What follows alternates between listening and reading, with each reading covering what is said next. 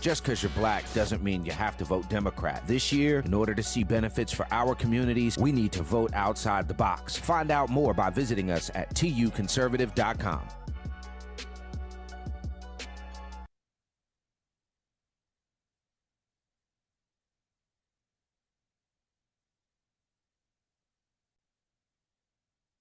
This season of the Urban Conservative Podcast is brought to you by Newton for Senate, working to improve education, reduce taxes, and keep North Carolina #1 for business. Find out more at newtonforsenate.com. This episode of the Urban Conservative has also been sponsored by Case Technology Consulting. Help your business get value out of its data and become more efficient and streamlined. Case Technology Consulting. Check out the link in the description.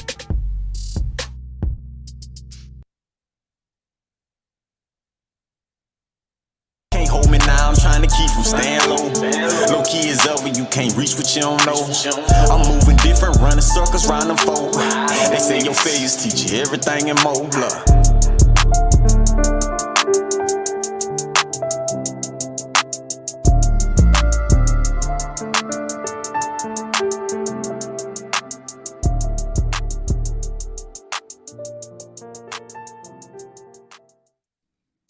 All right. Top of the morning, ladies and gentlemen. You're checking out the best 30-minute morning show on the planet. Top of the morning. I'm your host, Abdul Ali. Thank you so much for joining us. We really appreciate all the love and support. If you haven't done so already, please hop on over to tuconservative.com. Get yourself a membership, sponsor an episode, sponsor a season, get yourself a work privilege t-shirt or something like that. Help us keep spreading the conservative message into communities across the country. Today's mugshot, ladies and gentlemen, as the kickoff to Black History Month, I thought it was appropriate to have our handy dandy Frederick Douglass Foundation mug. Shouts out to the Frederick Douglass Foundation of North Carolina, President Clarence Henderson, Vice President Dr. Pearl Burris Floyd, Shamika Bethia, Tansy, and the whole crew. Before we jump in today's show, with today being the start of Black History Month, I do want to kind of set the stage here a little bit. And something that I've said, I've traveled across North Carolina. We always, every Black History Month, we are inundated with conversations about the cotton gin and the traffic light and the hot comb and all of these great things that Black Americans have invented. And kudos. I think it's important that we celebrate those things. But this Black History Month and what we want folks to do going forward is to have conversations not only about the accomplishments of these folks, but the conditions and the values they had to have and the conditions they were in order to succeed. So we talk about Mary McLeod Bethune, we talk about Warren Clay Coleman, we talk about all these successful Black folks, but we never talk about the values that they had to have in order to succeed in the face of actual, legal, codified, on the books racism. And what values might they be? I don't know, faith in God, family, country, self-determination, self-accountability, responsibility, all those things that it takes for people to succeed. So again, we want to start out Black History Month by recognizing someone who we think enshrines those values. So if you don't know who Thomas Sowell is, I'm going to recommend, for the folks that don't know, go find yourself some Thomas Sowell to read. Black Rednecks and White Liberals, Wealth, Power, and Poverty, an international perspective. So many good books. He's in his 90s now, and I was just actually reading Charter Schools and Their Enemies. So great person to read from and to gain from. And remember, let's talk about sharing values, not just accomplishment, but values that allow people to succeed in the face of some amazing, in most cases, awful circumstances. So, you know what it is, y'all. We're going to start out this morning talking a little about DJT, number 45, right? There's this ongoing thing in some communities where, I'll just say it this way, there is an outright effort to sexualize children, to take education to the left in our country, to indoctrinate children into a mind state where they don't have any loyalty to their country, no loyalty to their neighbors. As a matter of fact, I was looking at a video last night in preparing for this morning's show about what some kids look like before they went to school and what they look like after. And the liberalization, the radical liberalization, the radical leftist liberalization of our young people is a real thing. Donald Trump, on the other hand, wants to fight against that. On Truth Social, he released a video talking about gender affirming care for young people. And we're going to talk a little bit about that in a second. But this is a video he released about education that I wanted us to take a quick gander at. Let's go ahead and roll that beautiful bean footage. Schools have been taken over by the radical left maniacs. Here is my plan to save American education, restore power to American parents. First, we will cut federal funding for any school or program pushing critical race theory, gender ideology, or other inappropriate racial, sexual, or political content onto our children. We're not going to allow it to happen. Next, I will direct the Department of Justice and Education to open civil rights investigations into any school district that has engaged in race-based discrimination. That includes discrimination against Asian Americans. The Marxism being preached in our schools is also totally hostile to Judeo-Christian teachings, and in many ways it's resembling an established new religion. Can't let that happen. For this reason, my administration will aggressively pursue potential violations of the Establishment Clause and the Free Exercise Clause of the Constitution. That's very simple. Additionally, on day one, we will begin to find and remove the radical zealots and Marxists who have infiltrated the federal Department of Education. And that also includes others, and you know who you are, because we're not going to allow anybody to hurt our children. Joe Biden has given these lunatics unchecked power. I will have them fired and escorted from the building, and I will tell Congress that any appropriations bill I sign must reaffirm the president's ability to remove defiant employees from the job. It's all about our children. Right. I will veto the sinister effort to weaponize civics education. We will keep men out of women's sports, and we will create a new credentialing body that will be the gold standard anywhere in the world to certify teachers who embrace patriotic values, support our way of life, and understand that their job is not to indoctrinate children, but very simply to educate them. Finally, I will implement massive funding preferences and favorable treatment for all states and school districts that make the following historic reforms in education. 1, abolish teacher tenure for grades K through 12 so we can remove bad teachers and adopt merit pay to reward good teachers. We want great teachers in our schools. 2, drastically cut the bloated number of school administrators, including the costly, divisive, and unnecessary diversity, equity, and inclusion bureaucracy. 3, adopt a parental bill of rights that includes complete curriculum transparency and a form of universal school choice. And 4, implement the direct election of school principals by the parents. It's all about the parents for their children. More than anyone else, parents know what their children need. If any principal is not getting the job done, the parents should be able to vote to fire them and select someone who will. This will be the ultimate form of local control. Our country has, frankly, never had anything like it, or let's say for at least the last 50 years. As the saying goes, personnel is policy, and at the end of the day, if we have pink-haired communists teaching our kids, we have a major problem. When I'm president, we will put parents back in charge and give them the final say. We will get back to teaching reading, writing, and math, called arithmetic, and we will give our kids the high-quality, pro-American education they deserve. We spend more per pupil than any nation in the world by double. We're going to keep spending the money, but we're now going to get our money's worth. All right, so ladies and gentlemen, I got a couple of things. Number one, I'm dead over the pink-haired communist teaching our kids, but he's right. He's absolutely right. We also think, I think we need to get local control back at the school. So shouts out to Trump on that. We're going to take a quick commercial break. We'll be right back here on Top of the Morning. Don't go nowhere. Just because you're black doesn't mean you have to vote Democrat. This year, in order to see benefits for our communities, we need to vote outside the box. Find out more by visiting us at tuconservative.com. Welcome back to Top of the Morning, ladies and gentlemen. You're checking out the best 30-minute morning show on the planet. I'm your host, Abdul Ali. Shouts out to my twin brother, Raheem, Architect Soto, in the backdrop. If you missed Monday night's show, you missed a doozy, bro. We had Congressman Nick LaLota on. So proud to have him on.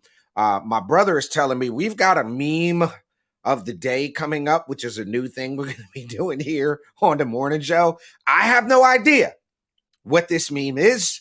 So when he pops it up on the screen, you'll be seeing it when I see it, and then we'll go ahead and cover our next story. Biden will be in 3 states today: unconscious, semi-conscious, and confused. And you know what, folks?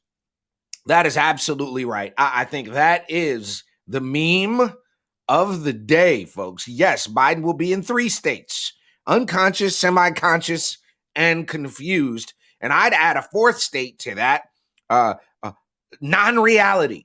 And I'm saying non-reality based on Biden's comments that he's given, talking about how good the economy is doing and how well he's running the United States economy.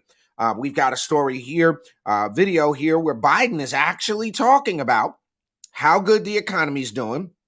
You know, and here's the thing about this. He's absolutely telling a lie. Let's take a listen to this. I'm going to play this. Yeah. Y'all take a listen and check this out. When I ran for president, I agreed that we're going to build from the bottom up and the middle out to bring back good paying jobs you can raise a family on, whether or not you went to college, to give families more breathing room, to invest in ourselves again, invest in America again. And that's what we've done. When I ran for president, bro, the fact of the matter is wages are lower, prices are higher, and families are poorer than they've ever been. This idea that somehow the Biden administration has done anything positive to benefit the economy is absolute hogwash. More specifically, when you think about Biden, half the time, to the point of the meme, doesn't know where he's at, doesn't know when he's at. The guy, he's got that, I don't know what that there's I don't think it's Alzheimer's. There's something else. It might be Alzheimer's, where out of nowhere, people have these mood swings and the guy just gets, it's dementia. This guy just gets so angry out of nowhere. I saw a speech where he just got just absolutely livid. Okay. Absolutely livid. So now the guy is out here saying that, you know, he built an economy that helps workers. Which workers are you talking about? Are you talking about the workers who now have to pay more for gas, who now have to pay more for food, who now have to pay more for basic necessities? Have you seen, President Biden, the shelves in some of these supermarkets? There's still an ongoing shortage of Enfamil and baby formula. You look at the fact that our entire economy right now is sputtering along. Thank God for small businesses. How many small businesses did we lose during the pandemic? Okay. And it doesn't help when you have a vice president who's all but as youthful as a lump on a log. We're going to talk after the break about Kamala Harris and her continued use of non-sentences and word salad. But this idea that Joe Biden and by virtue of that, Democrats are doing anything to help the average American person is just hogwash. I'm going to use an example, a local example here in North Carolina. There are people, I don't know, I'll just use a random city that comes to mind, like Rocky Mount, for example. Okay. You've got people that have been on city council for 20 years. Okay. Joe Biden has been in Washington for how long? This is what I'm making this correlation. They've been in Washington and in local control for 20 years. The crime's higher than it's ever been. The economy's worse than it's ever been. Where you look at cities, that 13-year-old kid just got shot down there on Rocky Mount. And the idea is somehow this is Trump's fault. It's Republicans' fault. The guys down there, the city councilman in Rocky Mount, because the city's doing so bad, gonna blame Beth Wood and call her a racist. called Del Falwell a racist, and that's the playbook that they always use. It's racism. You know, we can't get ahead because somehow America in 2023 is just as racist, if not more racist than it was in 1950 or 1960. And this idea, again, that the economy, that Biden and these folks are doing anything to help the economy is absolutely ridiculous. The same thing applies at a local level when you look at the policies Democrats are advocating for. You have Democrats right now that are voting to not protect children who are born after an abortion attempt. You have literally have Democrats that will vote against tax decreases to put more of your hard-earned money in your own pocket. You have Democrats that will vote against, and that did vote against, actual criminal justice reform. So here we are with a president, like that meme said, who's semi-conscious, unconscious, don't know where he's at. Man could barely get it. He's obviously, clearly, there's wonder why we don't have any medical reports on Joe Biden. The man clearly is suffering from dementia. But somehow you're able to create an economy. And I'll tell you who I think, before we go to break, I'm going to tell you who I think is pulling the strings behind the scenes. I think Barack Obama is the puppet master. I think he's got his hand kind of up the puppet butt of Joe Biden, okay, and kind of controlling things behind the scene, because what we're seeing from the federal government is nothing more than a continuation of Biden's policies. Now, I don't want to sound like a talking head. I don't want to sound like somebody who's just going to get up here and spew out Republican talking points, but we have to face the facts, folks. 2.5 years ago, gas was cheaper, food was cheaper, more people had jobs, companies were expanding, things were roaring along. We had the best economy. We were energy independent. We talked to Congressman Nick LaLota about this the other day. Nobody in the world does energy like America. Our schools were improving. Federal tax dollars are coming on. Let me tell you something. This 2024 election. I know people said it about 2020. People are going to say it about 2023. But we literally have in front of us the biggest turning point in our nation's history.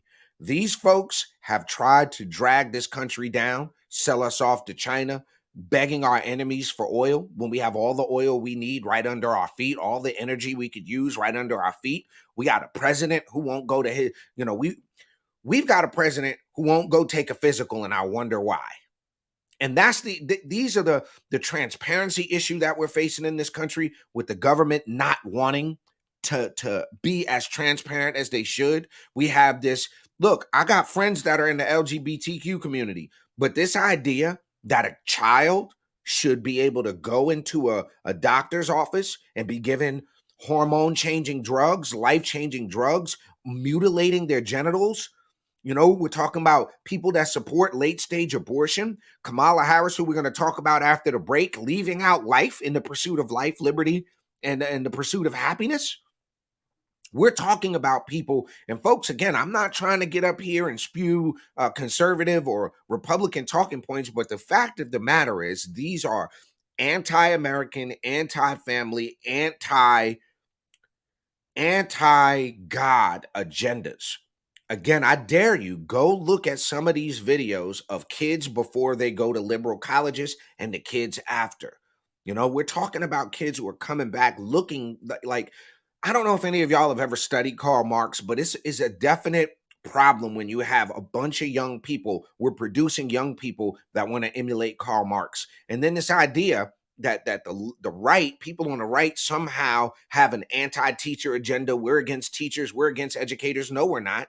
We're against people indoctrinating children. We need to teach these children how to read, how to write, how to do mathematics. We need to improve on our STEM, our career and technical education. These are the things that the right, the people right-leaning, center-right, to the right, these are things that we're fighting for and that we used to all agree on. But now, again, because we have a radical left, we've got a president who is a puppet, who hasn't the foggiest idea of what's happening around him. doesn't want to go to the border. We found out that that border thing was just a whole photo op. He could care less about what's happening down there. I just got a release from Senator Tom Tillis. He said the border crisis is worse than we think it is. And that's because the mainstream media doesn't keep that in the forefront of your mind. So we're going to take a real quick commercial break. And when we come back, we're going to enjoy the word salad. That is Kamala Harris. We're going to talk a little about Ilhan Omar. Don't go nowhere. We'll be right back on Top of the Morning. Get yourself a cup of coffee. Give us a share. We'll be right back.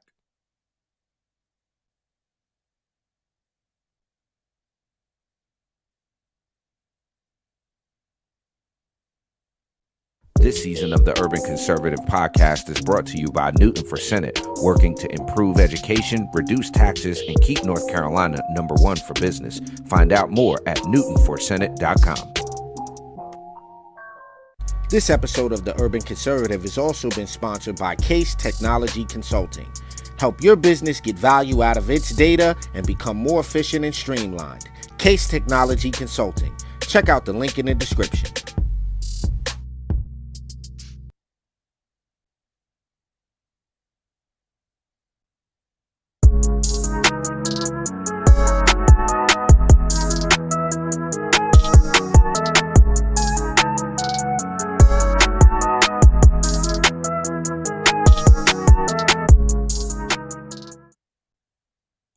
I'm just back here listening to that beat. Y'all don't know this, but behind the scenes, I'm always nodding and top of the morning to you, boom, top of the morning to you, boom, doom, doom. All right, my bad. So, check this out. We've talked a little bit about Trump wanting to protect the kids. We've talked about old Dementia Joe, old Jim Crow Joe. Now we get to talk about one of my favorite people who continuously give me fodder for laughter, and that is our illustrious Chuck and Pearl clutching Willie's girl, old Kamala Harris, sister girl. I call her sister girl. Now, here's the thing about sister girl, right? You'll have a hard time convincing me that this woman knows anything about anything. Now, some of y'all are going to say, but Adul, she became the attorney general for the state of California. You can't become the attorney general for the state of California and be a dummy. Okay, maybe she's not a dummy, but you're proving my point. The lady gets up there and she knows exactly what she's doing. Now, this lady has given us some of the best word salad one could ask for. And this is no different. Because this is what you hold on before I do this, because I just got to tell y'all this. I mean this from a place of love, folks.